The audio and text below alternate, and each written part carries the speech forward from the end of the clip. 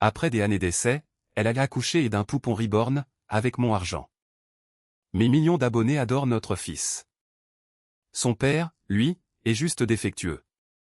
Elle a fait un direct, me qualifiant de raté. Désormais, plus personne ne me fait confiance en tant que psychologue, mais elle ne s'attendait pas à ce que quelqu'un d'autre, à son tour, fasse un direct. Tout a commencé par le son d'une notification, non pas sur mon téléphone, mais sur le sien. Elle avait encore lancé un direct. Sur la vidéo, elle tenait la poupée comme si elle risquait de se briser, emmaillotée, bercée avec douceur. La caméra était inclinée, juste ce qu'il faut, afin de bien capturer ses larmes. Oliver avait besoin d'un père, mais, à la place, il m'a eu moi. Mon nom n'a pas été prononcé, mais l'étiquette sur la poussette est apparue, tout comme le mur de la chambre du bébé, et la facture de la clinique, avec ma signature, floutée. Juste assez pour rester contestable. Lorsque je suis entré dans le cabinet, le couloir était silencieux, non pas calme, mais fuyant. Mon assistante a levé les yeux, puis les a baissés. La machine à café clignotait, vide. Même le stagiaire avait, semble-t-il, un endroit urgent où se rendre. L'écran de mon ordinateur portable était fissuré. Un patient avait dû le renverser, ou peut-être avait-il glissé, mais personne n'a rien dit. Sur ma chaise, se trouvait la chaussette, rose, petite, pliée. Pas une vraie, je le savais. Pourtant, cela m'a fait l'effet d'une perte bien réelle. Je l'ai mise dans le tiroir, pas fermée à clé, juste hors de vue. Dehors, quelqu'un avait griffonné au feutre, sur le trottoir, psy-fraudeur. La pluie n'était pas encore tombée, l'encre tenait bon. Une cliente a appelé pour annuler, une autre a envoyé un message vocal, nous sommes juste confus, Dr R. Mon mari ne se sent pas à l'aise, pour le moment. Je suis désolé. Je n'ai pas répondu, me contentant de fixer le diplôme au mur. Psychologie, éthique, mention très bien. Le cadre était de travers, je l'ai remis droit. Plus tard, dans la salle de pause, quelqu'un avait laissé un biberon. Pas un vrai, juste un de ces accessoires qu'elle utilisait. Elle les étiquetait par âge. Celui-ci portait la mention « 4 semaines, pleurs de faim uniquement ». La pièce sentait le lait chaud, et le silence. J'ai ouvert le réfrigérateur, puis je l'ai refermé. Rien, à l'intérieur, n'avait de nom. Quand je suis rentré chez moi, la lumière du porche était éteinte. Elle n'était pas là, pas physiquement. Du moins, il n'y avait que l'anneau lumineux, encore chaud. La caméra était éteinte, le berceau, vide. La deuxième chaussette était par terre, dépliée, face contre le sol. Le fils du voisin était dehors, absorbé par une tablette. Il a levé les yeux. Puis a demandé, est-ce que le bébé dort? Je n'ai pas répondu, et il n'a pas attendu. À l'intérieur, le silence était trop structuré, comme si on l'avait répété. La chambre sentait encore son shampoing. Le lit était à moitié fait, ce qui ne lui ressemblait pas. D'habitude, elle le laissait toujours impeccable. Les coins tirés, comme des draps d'hôpital. Pas cette fois. Sur la commode, il y avait une liste, un calendrier d'allaitement avec un code couleur, et des horaires précis. Je les suivis des yeux. Matin 10h30, 13h, 15h45. Chaque case était cochée comme faite. Une petite cuillère reposait dans l'évier. Une cuillère pour berceau, en silicone. Elle s'en servait pour ses tutoriels de faux repas. Son carnet était ouvert sur la table de la cuisine. Des répliques écrites à l'avance, des interactions avec les fans, des annonces de concours, le tout de son écriture. Juste à côté, une photo de nous deux. Coupée en deux. Elle seule restait. J'ai vérifié mes emails. Il y avait un reçu. Pour un acte de naissance personnalisé, un autre pour une poussette que je n'avais jamais vue, et un brouillon de publication qu'elle avait oublié de supprimer. Mon ex a dit qu'il n'était pas prêt, mais moi, je l'étais. Alors, je suis devenu mère. Et père. Elle ne m'avait pas bloqué. Cela aurait nécessité de reconnaître mon existence. Elle a fait de moi une ombre, puis elle a raconté à tout le monde que cette ombre l'avait abandonnée. Les réseaux ont repris l'histoire en moins de 48 heures. Pas les grands médias. Juste des compilations virales, des chaînes de commentaires, l'histoire d'un psychologue incapable de surmonter le deuil. Un homme qui avait abandonné un miracle. Personne n'a appelé pour demander ma version. Je suis resté assis, dans le noir. Pas de vin, pas de larmes, juste, à nouveau, la chaussette dans ma main. Douce, synthétique, encore humide d'une substance que je ne saurais nommer. Ce soir-là, j'ai écrit une seule ligne dans mon carnet, elle a donné naissance à une poupée, et a fait de moi un avertissement. Puis, je l'ai refermée, non pas par colère, mais par instinct de préservation. Avant les diffusions en direct, avant les cupcakes et les célébrations spirituelles, il y avait les dimanches matins. Nous lisions, ensemble, en silence. Sur le même canapé, nous lisions des livres différents. Elle aimait les biographies, je préférais les études de cas. Elle disait que je cherchais toujours à réparer les gens, même pendant mes jours de congé. Je répondais qu'elle cherchait toujours à ressentir quelque chose qui n'était pas encore arrivé. Cela la faisait rire. Nous étions différents, mais nous étions bien ensemble. Je dirigeais un cabinet privé, spécialisé dans les systèmes familiaux. Travaillant principalement avec des parents et des enfants après un deuil, une séparation, ou un traumatisme. Elle travaillait dans le développement de la petite enfance. Elle n'a jamais voulu se spécialiser, affirmant que les étiquettes rabaissent les enfants. Elle apportait le mouvement, j'apportais la structure. Cela a fonctionné, jusqu'au jour où tout a basculé. Lors de la première fausse couche, elle n'a pas pleuré à l'hôpital. Elle a simplement demandé à l'infirmière d'éteindre les lumières. Plus tard, cette nuit-là, elle a disposé les photos d'échographie du jour sur le réfrigérateur, les alignant comme une frise chronologique. Elle n'a pas expliqué pourquoi, et je n'ai pas posé de questions. Elle disait que le silence valait mieux que des fleurs. La deuxième fois, nous n'en avons parlé à personne. Nous n'avons même pas qualifié cela de perte. Nous l'avons simplement traversé, comme on traverse un embouteillage, lourd, lent, inévitable. Elle a commencé à suivre des contes qui parlaient de « bébé ». Arc-en-ciel. Elle a tricoté un minuscule bonnet, que nous n'avons jamais utilisé. Il est resté sur la table de chevet pendant 3 semaines, puis il a disparu. Un soir, elle m'a montré la vidéo d'une femme déballant un poupon reborn. Regarde comme c'est détaillé, m'a-t-elle dit. J'ai acquiescé, sans en dire plus. Elle en a commandé un, juste pour voir. Elle l'a gardé dans le placard pendant des semaines.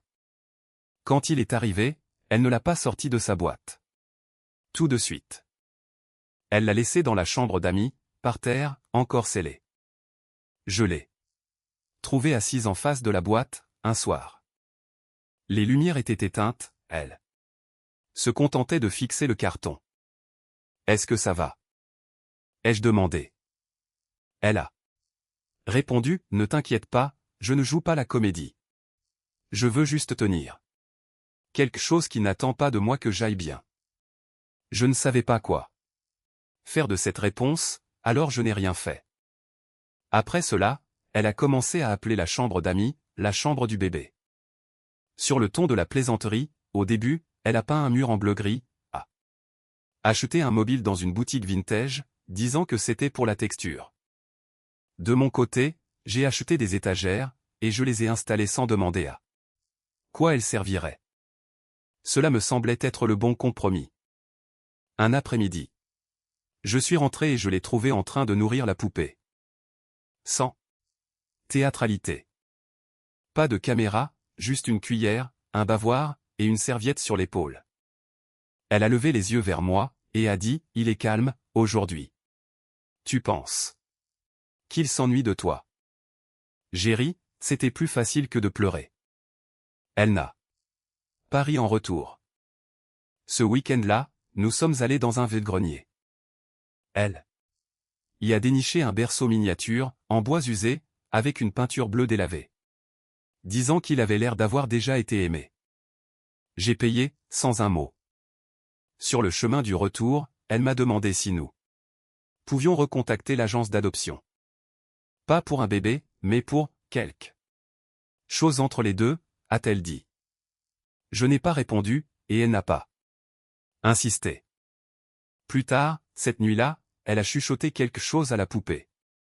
Je n'ai pas compris les mots, juste le ton de sa voix, semblable à des histoires du soir, ou à des prières. C'est à ce moment-là, pour la première fois, que j'ai compris. Elle ne lâchait pas prise, et je ne l'en empêchais pas. Il existe une forme d'amour qui n'intervient pas, qui se contente de rester là, d'observer, d'attendre. 7. Amour espère que l'autre reviendra de lui-même. Elle n'est pas revenue. Et je ne suis pas parti, pas physiquement, pas encore. Mais je pense qu'elle a commencé à construire une vie dans laquelle j'avais déjà disparu. Le débit était de 3200 $. Je l'ai vu sur mon application bancaire, tard dans la nuit. Vendeur, Heirloom Arts Reborn Studio. Elle avait utilisé ma carte. Pas de SMS, aucune discussion, juste un email de confirmation, et la photo d'un reçu scotché sur le réfrigérateur, accompagné d'un autocollant disant, pour l'arrivée d'Oliver. Je ne l'ai pas confronté, je n'ai pas non plus contesté le prix. Je me suis contenté de regarder la poupée lorsqu'elle est arrivée.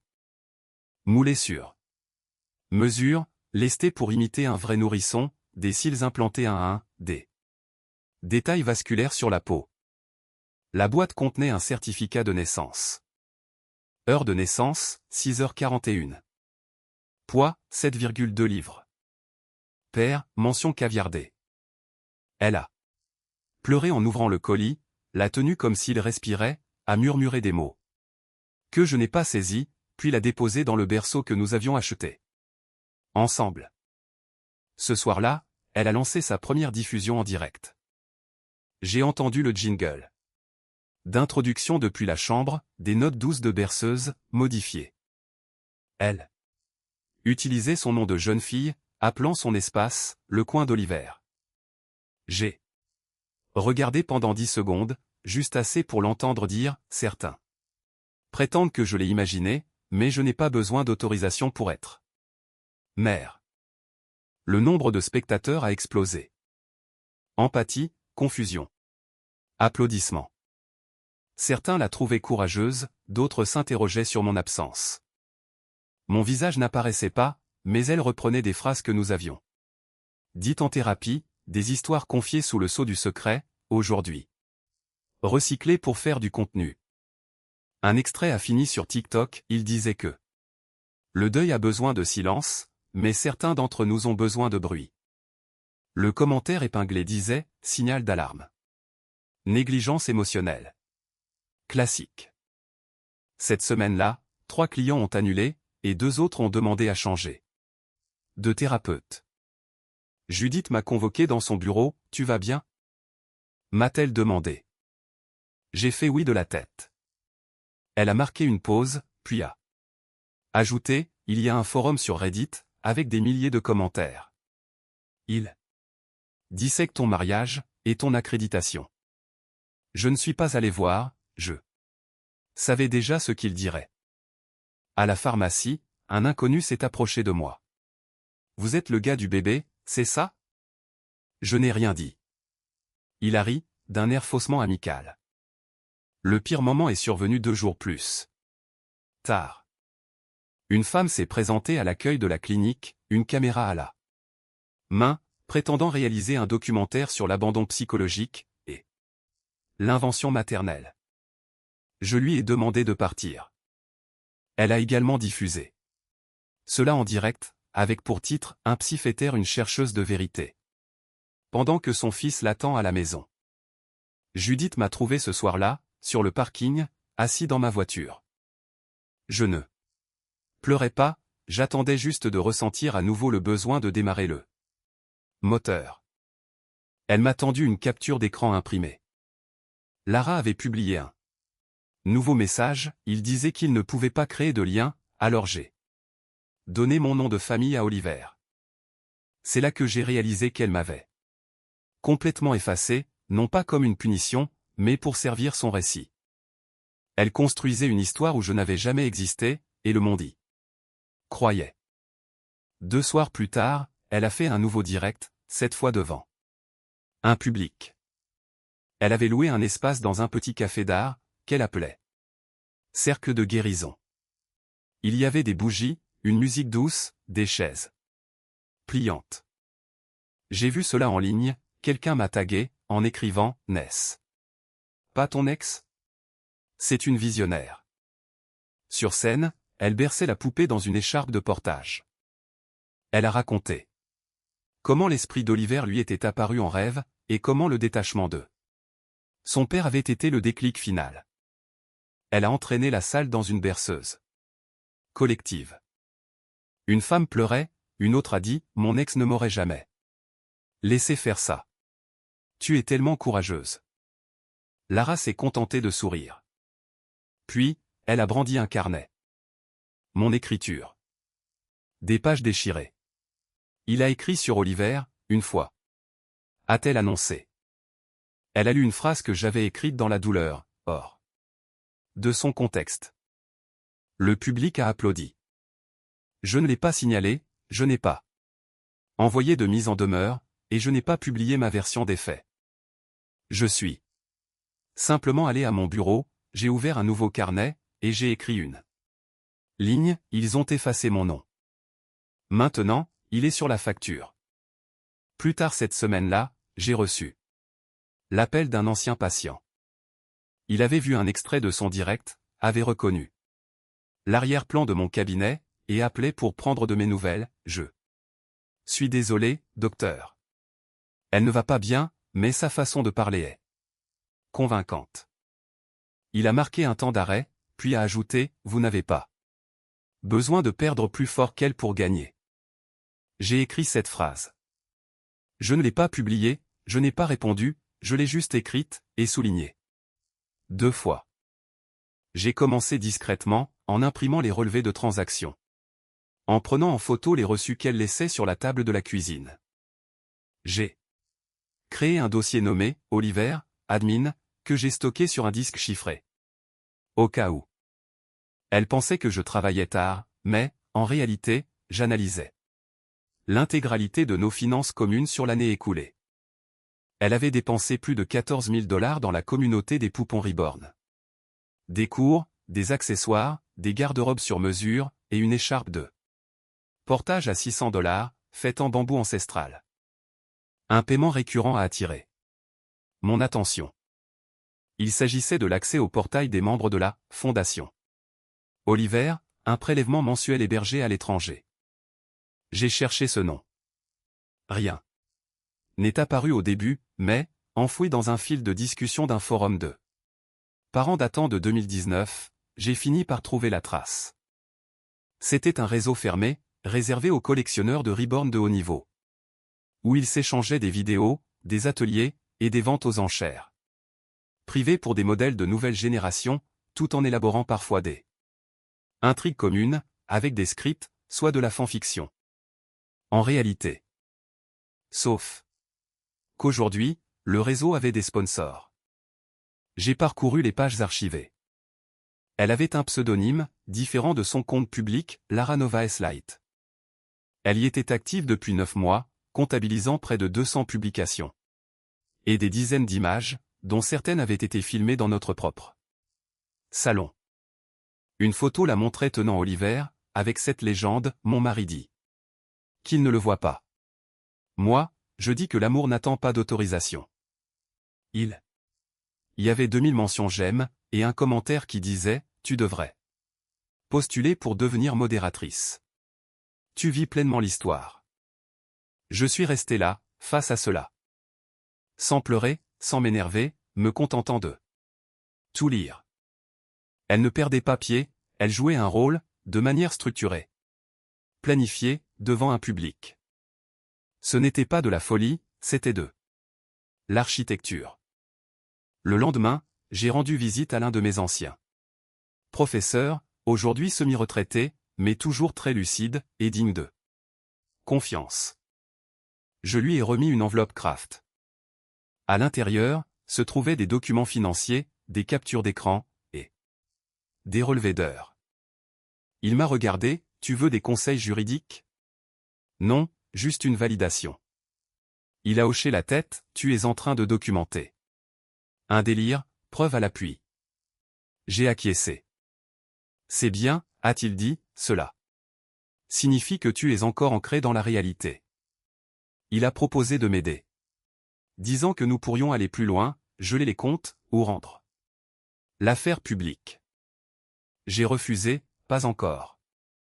À la place, j'ai modifié mon testament, mis à jour ma procuration, et réécrit ma biographie professionnelle sur le site de la clinique. J'ai retiré toute trace de son nom de nos biens communs, sans lui envoyer de message, sans lui donner d'explication, avançant simplement d'un pas. Ce soir-là, elle m'a demandé si je pouvais aller chercher du lait pour Oliver. Elle a utilisé cette formule, il s'agit toujours vers 22 heures. J'ai acheté la boîte, j'ai payé en espèces, et je l'ai posée sur la table, sans laisser de mots. Elle a souri en la voyant, et a dit, tu commences enfin à créer un lien. J'ai hoché la tête, sans répondre. Elle ignorait que c'était une formule décorative, inoffensive, une sorte de placebo pour nourrissons. Je l'ai regardé prélever la poudre avec soin, secouer le biberon par pur réflexe moteur, puis le presser contre les lèvres en plastique. Elle a ensuite embrassé son front, en chuchotant, il en avait besoin. Cette nuit-là, j'ai supprimé mes réseaux sociaux, archivé mes profils professionnels, et configuré des alertes pour toute nouvelle mention de mon nom. Le silence n'était pas une absence, c'était un positionnement stratégique. Plus tard dans la semaine, je suis revenu à mon carnet, celui qu'elle n'avait jamais lu, celui que je n'avais jamais partagé. J'ai ajouté une ligne sous la dernière citation, elle a construit le fantasme, j'ai gardé la carte. Puis, j'ai plié la chaussette, celle-là même qui était dans le tiroir, je l'ai aplatie, enveloppée dans du plastique, et étiquetée, pièce à conviction. Origine irrécupérable. Je l'ai placée à côté du disque chiffré. 2 objets. Une seule histoire. Je ne planifiais pas de vengeance, je ne construisais pas de scénario, je me contentais de reculer, pas à pas, jusqu'à ce que le bruit devienne assez faible pour me permettre de réfléchir à nouveau. Et quand ce fut le cas, j'ai su que cette histoire ne m'appartenait plus. Mais la fin, elle, m'appartiendrait. Ce soir-là, j'ai trouvé notre album de mariage. Non pas dans un tiroir, mais sur le sol de la chambre d'amis, à moitié enseveli. Sous une pile de cartes étapes d'Oliver. La couverture était poussiéreuse, les coins déformés, mais le ruban qu'elle avait noué à l'intérieur retenait encore une fleur séchée. Je l'ai ouvert lentement, page par page, non pas pour me souvenir, mais simplement pour voir ce qui avait été réel. À la moitié de l'album, j'ai trouvé une note qu'elle avait écrite la veille de notre cérémonie, glissée à l'intérieur, si jamais nous nous perdons, laisse une carte. Je ne me souviens pas avoir lu cela auparavant. J'ai refermé le livre, je n'ai pas pleuré, je l'ai simplement posé à côté de la chaussette et du disque dur. 3 objets, ni armes, ni outils, juste la vérité stockée par Strat. Ensuite, j'ai imprimé une photo. Une photo de nous, sous le soleil, avant les pertes, avant la mise en scène. Avant Oliver. Je l'ai pliée en 2, glissée dans une enveloppe, sans rien écrire sur le devant. Le lendemain matin, je l'ai laissée sur son clavier. Pas de mots, pas d'accusation, juste une version de nous que le fantasme n'avait pas Encore touchée. Elle n'en a pas parlé, mais ce soir-là, son direct a été annulé.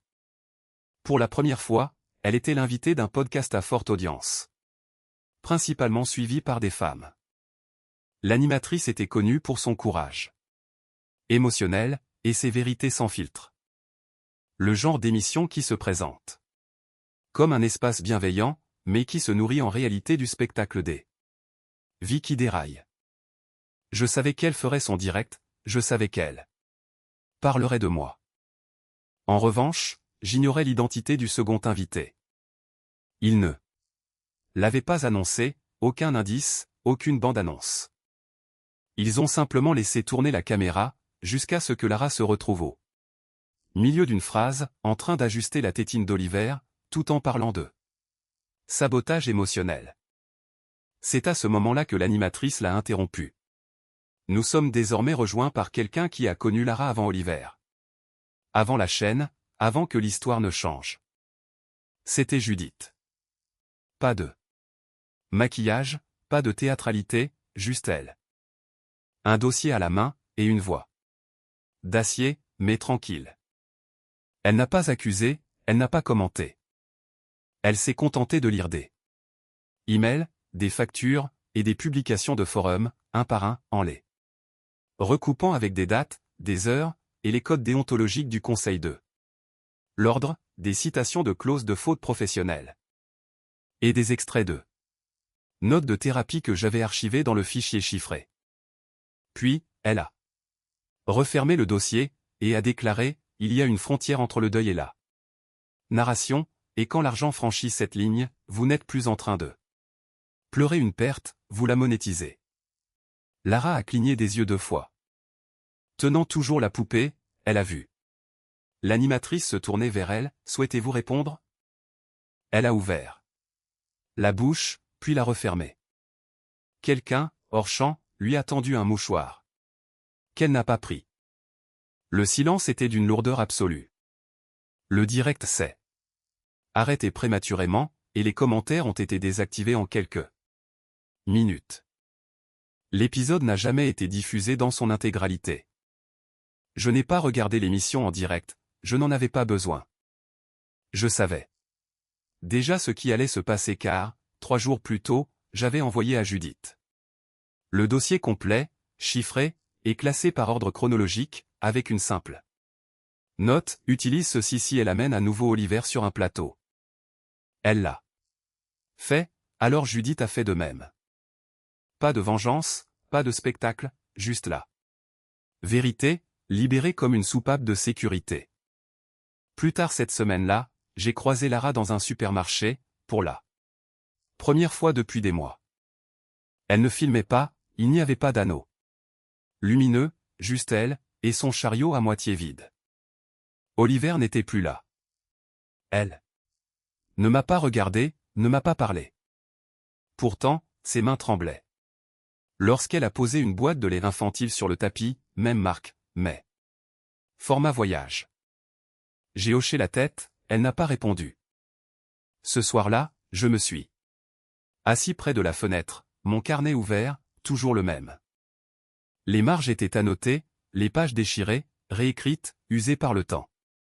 J'ai écrit une phrase, la justice n'a pas besoin d'applaudissements, juste d'aboutir. Puis, je l'ai raturé, cela me semblait trop simple, trop tranchant.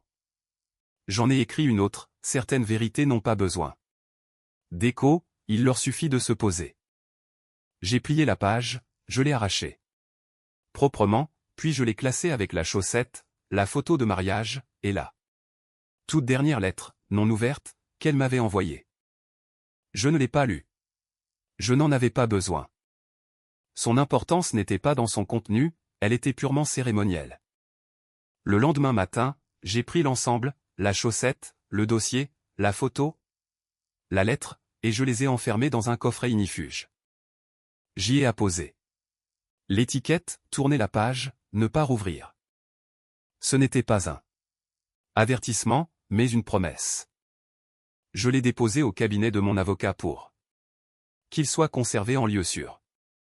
Aucun motif juridique à cela, juste le besoin d'une distance symbolique. Cet après-midi-là, j'ai consulté sa chaîne. Elle était toujours en ligne, mais les diffusions en direct avaient disparu. Chaque vidéo portait la mention temporairement indisponible. Sa biographie avait changé, plus aucune mention. D'Oliver, plus de liens vers la liste de naissance. Juste une ligne, je prends du recul pour écouter. Je n'ai pas souri, je ne me suis pas senti vengé. J'étais simplement calme, et cela suffisait. Ce soir-là, un jeune garçon est entré dans la clinique, accompagné de son grand-père. Pas de formulaire d'admission, pas de rendez-vous programmé, juste des yeux calmes, et un avion en papier plié à partir d'un reçu. J'ai libéré un créneau dans mon emploi du temps, et je l'ai écouté. Il n'a pas beaucoup parlé. Mais, à la fin, il m'a tendu l'avion et a dit « Il vole encore ». Je l'ai regardé planer une fois à travers le bureau, décrivant un arc de cercle doux. Sans s'écraser. J'ai souri, non pas parce que tout était réparé, mais parce que tout n'a pas besoin d'être parfait pour continuer à avancer. Certaines choses ont simplement besoin d'un air calme. J'enseigne désormais dans une petite université, à la lisière de la ville. Pas de bannière, pas de presse, pas de conférence d'invités avec des hashtags, juste une porte avec mon nom écrit dessus, une salle de classe qui sent la poussière de craie et les fenêtres fermées. Mes étudiants arrivent en avance, prennent des notes, et repartent en silence. La plupart d'entre eux ignorent tout de mon histoire. Certains savent probablement, mais personne ne pose jamais de questions. Je ne parle plus de thérapie familiale, du moins pas directement. J'enseigne le silence et les limites. Que se passe-t-il lorsque le deuil n'obtient pas l'autorisation de s'exprimer? Il commence alors à perforer la réalité, jusqu'à ce qu'il trouve une voie. Un étudiant reste parfois après les cours, il ne parle pas beaucoup, se contentant d'effacer le tableau en silence. Une fois, il m'a demandé, comment sait-on si un souvenir est réel, si on est le seul à l'avoir conservé? Je lui ai répondu, si tu l'as porté jusqu'ici, c'est qu'il ne vient pas de nulle part. Cela a suffi. Il y a une photo posée sur mon bureau, un simple paysage, de la brume sur un lac. La plupart des gens pensent que c'est une image libre de droit, mais ce n'est pas le cas. C'est l'endroit que Lara et moi avons visité. Autrefois, quand tout était plus doux, avant la poupée, avant que le silence ne devienne une monnaie d'échange. Je l'ai gardé, non pas pour elle, ni même pour moi, mais parce que certaines histoires ont besoin d'un témoin unique, et silencieux. De temps en temps, je passe devant un magasin de jouets près du campus. Dans la vitrine, il y a toujours des articles de saison, des dindes en peluche en novembre, des lapins en peluche au printemps, des poussettes en plastique. Un jour, je me suis arrêté, et j'ai remarqué un modèle Reborn au fond de la vitrine. Ce n'était pas Oliver, juste une autre version, aux joues encore roses. Sans nom. Un enfant se tenait devant, immobile, le regard fixe. Sa mère l'a appelé 2 fois avant qu'il ne se retourne. Quand il l'a fait, il a agité la main pour dire au revoir à la poupée. J'ai hoché la tête, pour moi-même, et j'ai continué ma route. Ce soir-là, je me suis rendu à mon garde-meuble. Je n'y vais pas souvent, mais, parfois, il est bon de s'assurer que le cadenas fonctionne toujours. Le coffret ignifuge était là, toujours scellé, intact. Je me suis assis sur le sol en béton froid pendant un moment, sans l'ouvrir. Je ne l'ai pas touché, me contentant de poser ma main sur le couvercle, un geste simple, mais ferme. Avant de partir, j'ai ajouté quelque chose, un morceau de papier plié, avec une seule ligne écrite dessus, pas besoin de faire du bruit. Pour avoir de l'importance. Puis, j'ai refermé le box, et je l'ai verrouillé. En sortant, la lumière du couloir a vacillé, mais je ne me suis pas arrêté. Quelque part, un nouveau locataire déplaçait des cartons, un diable grinçait sur le carrelage. Je suis passé devant, non pas parce que j'étais pressé, mais parce que je n'avais plus rien à porter. Il y a quelques semaines, ce même étudiant est resté après les cours, celui qui efface le tableau. Il s'est attardé plus longtemps que d'habitude, les mains dans ses poches, les épaules tendues. Il n'a pas posé de questions, il a simplement regardé le carnet posé sur mon bureau, le vieux, celui avec les notes dans la marge, et les fins raturées. Il a dit, je pense que mon père a fait de son mieux, mais son mieux n'était pas ce dont j'avais besoin. Je n'ai pas répondu immédiatement, me contentant de faire glisser le carnet vers lui. Page 20, ai-je dit. Il l'a ouvert, et a lu quelque chose que j'avais écrit il y a des années, bien avant Oliver. Parfois, l'amour échoue à l'examen, non pas par absence d'affection, mais parce qu'il n'a jamais appris la leçon. Il a hoché la tête, a refermé délicatement le carnet, puis l'a reposé. Il ne m'a pas remercié, il n'en avait pas besoin. Le lendemain, il a apporté son propre livre, des pages vierges, mais avec une page déchirée au milieu, pliée, et scotchée. Il l'a laissé sur mon bureau avec un mot, je ne sais pas quoi faire de cela, mais je pense que vous saurez où le mettre. C'est ce que j'ai fait. Je l'ai inséré entre mes propres pages. Sans le répertorier, sans l'archiver, en le laissant simplement reposer là. Certains héritent d'un nom, d'autres héritent du silence. Mais ceux qui brisent le cercle, même discrètement, portent un poids qui dépasse leur propre personne. Cela suffisait. On n'a pas besoin d'être appelé père pour agir comme tel. Elle vénérait l'idée du soin, j'ai choisi d'en vivre la réalité. La vengeance d'un gentleman n'est pas bruyante, mais elle est toujours personnelle. Si cette histoire a résonné en vous, rendez-la personnelle. Abonnez-vous dès maintenant, et ne manquez pas l'histoire de demain.